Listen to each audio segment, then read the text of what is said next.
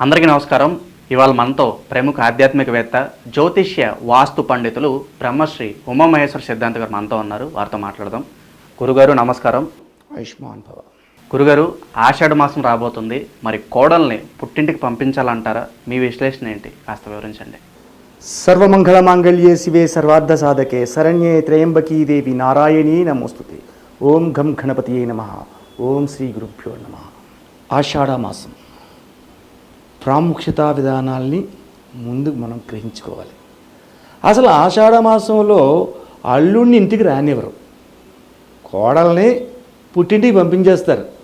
అల్లుడిని ఇంటికి రానివ్వరు. ఎందుకు రానివ్వరు? ఆషాఢ మాసం అంటే పూర్వకాలంలోని ప్రతి వ్యక్తి వ్యవసాయం మీద జీవించేవాడు.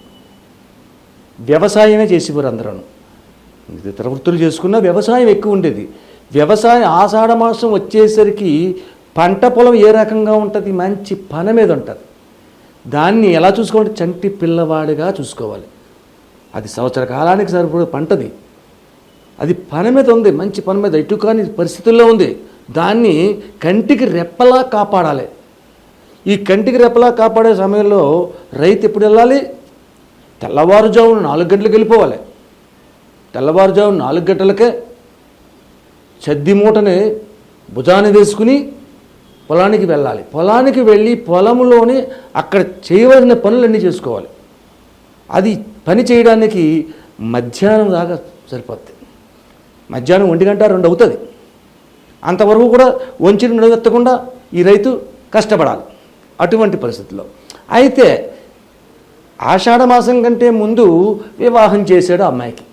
వివాహం చేసిన తర్వాత ఆషాఢ మాసంలోని ఎందుకు రావద్దు అన్నారంటే, నువ్వు ఆషాఢ మాసంలో అల్లుడు ఇంటికి వస్తే గడప దాటాడంటే మాంగారు పోతాడు, ఈ అమ్మాయి అత్తవారింటికి వెళ్ళిందంటే అత్తగారు పోతుంది అనే ఒక భయాన్ని పెట్టారు. ఆ భయం వల్ల అల్లుడాడు. అల్లుడు వస్తే ఏమవుతుంది? ఆషాఢ మాసంలో అల్లుడు వస్తే ఏమవుతుంది? అమ్మ అల్లుడు వచ్చారు, కొత్త అల్లుడు, అయ్యి బాబోయ్ మా అల్లుడు గారు వచ్చారు, ఈయన గారిని ఆపతాపాలు పడిపోయి ఆడికి వంటలు ఏర్పాటు చేసి నాన్ వెజ్లు కావాలంటే నాన్ వెజ్లు కోళ్ళు కోసి మేకలు కోసి, లేదంటే ఇంకొక పిండి వంటలు తీసుకొచ్చి అసలే ఇవన్నీ చేసి పొలానికి వెళ్ళడం మానేస్తే పొలం పోయింది. ఇక్కడ పొలం నాశనం అయిపోయింది, పంట పోయింది. పంట రాకపోతే జీవితం సర్వనాశనం అయిపోతుంది. అందువలన ఆషాఢ మాసంలో అల్లుడిని అనేవాడిని, అల్లుడు అంటేనే దశమగ్రహం అంటారు.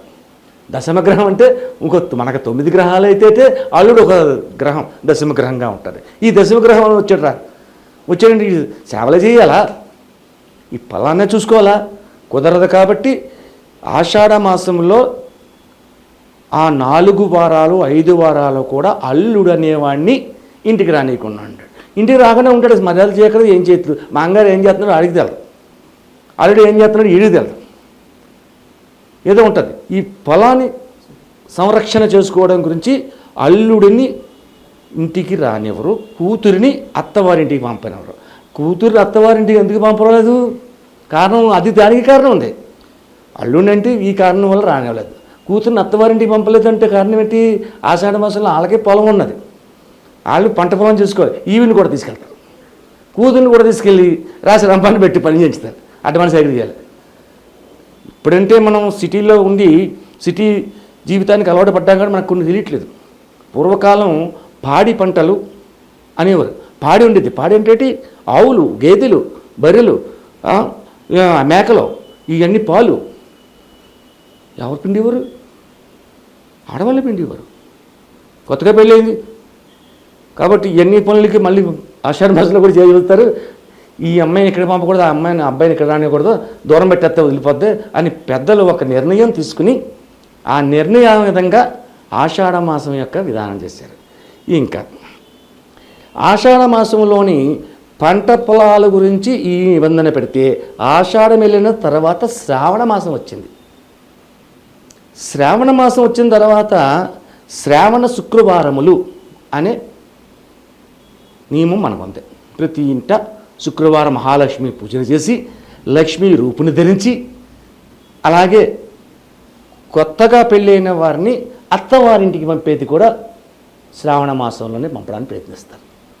అల్లుడిని తీసుకొచ్చేది కూడా శ్రావణ మాసంలో తీసుకొస్తారు.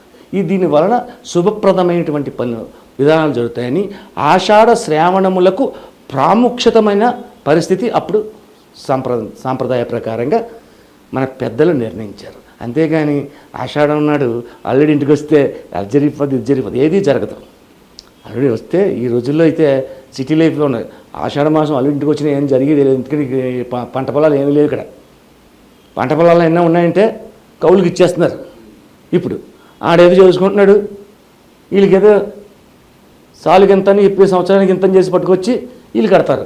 ఆ రకంగా ఉంది కాబట్టి నువ్వు అడిగిన ప్రశ్నకి ఆషాఢ మాసంలో పంపకూడదా పంపచ్చా అన్నదంటే పూర్వకాల విధానం అయితే ఈ యొక్క పంట పొలమును కాపాడుకోవడం కోసము, పంటను సంరక్షణ చేయడం కోసము అల్లుడు అనేవాడు రాకుండా, అంటే అల్లుడికి సేవలు చేయడంతో సరిపోతుంది బతుకు, ఇంక పొలానికి ఏం చేస్తాడు అనే నియమాన్ని బట్టే ఈ యొక్క ఆషాఢ మాసంలో ఇది ఉంది. ఈ రోజుల్లో అంటారా ఎప్పుడు పడితే అప్పుడు వచ్చేస్తున్నారు, ఎప్పుడు పడితే అప్పుడు వెళ్ళిపోతున్నారు. కాబట్టి ఆషాఢ మాసం యొక్క ప్రాముఖ్యత ఇది.